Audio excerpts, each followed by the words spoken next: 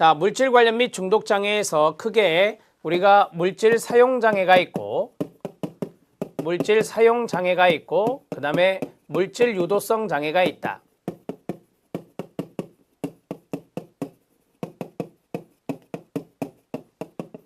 자, 그리고 비물질 중독 장애가 있다 그랬죠? 비물질 중독 장애에 뭐가 있다 했나요? 네, 도박 장애가 여기에 들어간다라고 했습니다. 이 도박 장애는 예전에 충동 통제 장애였다. 그래서 충동 통제 장애라고 지금 보면 안 됩니다. 이거는 이제 중독 장애로 이동이 됐기 때문에 충동 통제 장애라고 말하면 안 됩니다.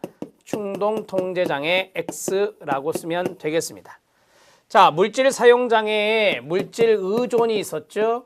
물질 의존은 내성과 계속해서 반복적으로 섭취하는 걸 내성이 생겼다라고 하고, 자, 그걸 끊었을 때 고통이 따르는 금단 현상을 경험하게 되는 것, 그게 바로 물질 의존이다.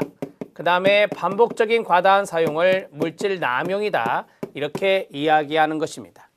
자, 이렇게 해서 두 가지를 잡으시면 되고요. 여기 크게 이렇게 구분하시면 되겠죠. 자, 여기에서 당구장 표시하시고 발모강이 있었습니다. 자, 발모강은 강박 스펙트럼 장애로 이동했습니다. 강박 스펙트럼 장애로 이동했고, 그 다음에 우리가 다음에 하겠지만 도벽광이 있고 방화광이 있다. 자, 도벽광과 방화광 같은 경우는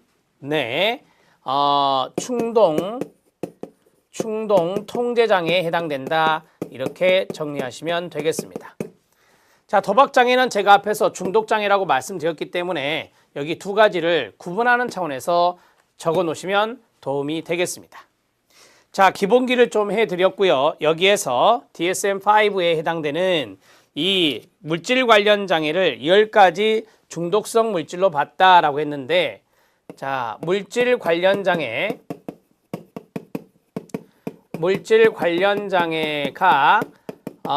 DSM-5에서는 10가지 중독성 물질이 있다라고 했습니다. 10가지 중독성 물질이 있다라고 했는데, 자, 여기에서 두 가지 정도만 기억을 하세요. 우리가 이제 중독 장애에서 담배 중독 장애라는 것은 인정하지 않았다. 담배, 타바코가 됩니다. 담배 중독 장애는 없다. 담배 중독 장애는 없다. 이렇게 정리하시면 되고, 자, 물질 사용 장애가 아까 있었죠? 물질 사용 장애에 카페인은 들어가지 않습니다.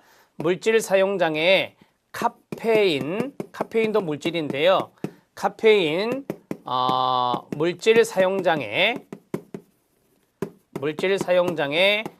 인정하지 않았다. 이 두 가지만 야무지게 아시면 됩니다. 이 두 가지가 이제 시험에 출제가 된 것이기 때문에 정리하실 필요가 있습니다. 자, 정리가 됐고요. 거기 10가지 물질은 여러분들 한번 쭉 보세요. 그러나 이제 진단명을 인정하지 않았다는 겁니다. 이런 진단명이 없다라고 하는 거예요. 진단명을 인정하지 않았다. 진단명 인정하지 않았다. 이렇게 정리를 해 주십시오. 자, 심학습입니다. 젤린에게 알코올 의존 4단계가 있는데요. 이것도 시험에 잘 출제가 될 수 있으니 알아두실 필요가 있고요. 자, 밑에 2번에 별표 치면 됩니다. 알코올 의존이 나와 있고요. 알코올 의존의 4단계, 젤린에게 말한 알코올 의존의 4단계가 되겠습니다. 알코올 의존 4단계입니다. 학자는 젤리넥입니다. 자, 암기하는 방법이 전조 결성이라고 되어 있죠. 네, 아이콘이 거기 써져 있습니다. 자, 전은 전 알코올 증상이라 합니다. 앞전자를 써서요. 조는 전조 단계라고 합니다. 그 다음에 결은 결정적 단계라고 합니다. 그 다음에 성은 만성 단계라고 합니다. 제가 그래서 그 암기법에 해당되는 단어를 쭉 거기다 밑줄을 쳐줬는데요. 이 알코올 의존의 4단계 전, 조, 결, 성이 됩니다. 자, 아래로 쭉 내려갑니다. 전알코올 증상입니다. 전알코올 증상 단계. 자, 전알코올 증상이 이제 1단계가 되겠는데 사교적 목적 즐기는 단계, 긴장 해소, 대인관계에 원할 알코올의 긍정적 효과를 경험하게 됩니다. 자, 그 다음에 두 번째가 전조 단계입니다. 우리가 이제 전조 현상을 보인다라는 말을 하죠. 전조 단계, 음주량의 량과 빈도가 증가하게 됩니다. 망각 현상이나 음주 동안의 사건을 기억하지 못한다. 일명 필름이 끊겼다라고 하는 것이죠.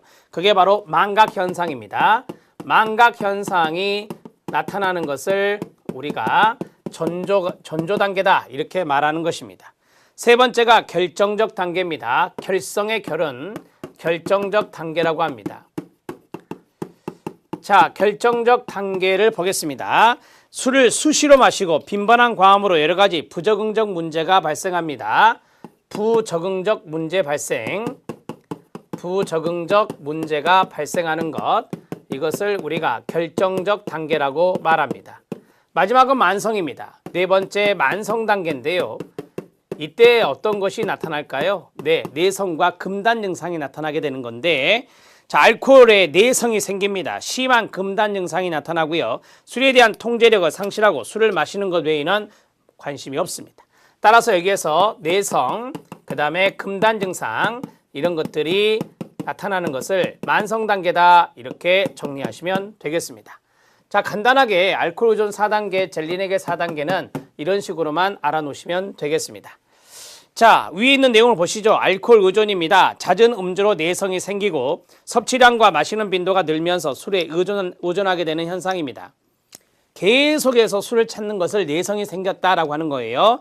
알코올 사용이 물질 의존의 진단 기준을 충족할 경우 알코올 의존으로 진단하고요. 알코올의 생리적 의존은 내성과 금단 증상으로 나타나게 됩니다.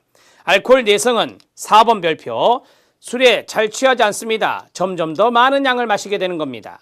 5번 별표, 알코올의 금단 증상은 손떨림이나 불안이나 초조나 구토나 불면증이 금단 증상이라고 말합니다. 알코올 의존으로 인해 직장, 가정, 대인관계, 건강 등 심리사회적 문제가 초래되고요. 12개월 이상 지속되면 알코올 의존으로 진단하게 되는 겁니다. 자, 몇 개월 이상 지속된다? 네, 12개월 이상 지속되는 경우 우리가 이것을 알코올 의존이라고 진단을 내리게 됩니다.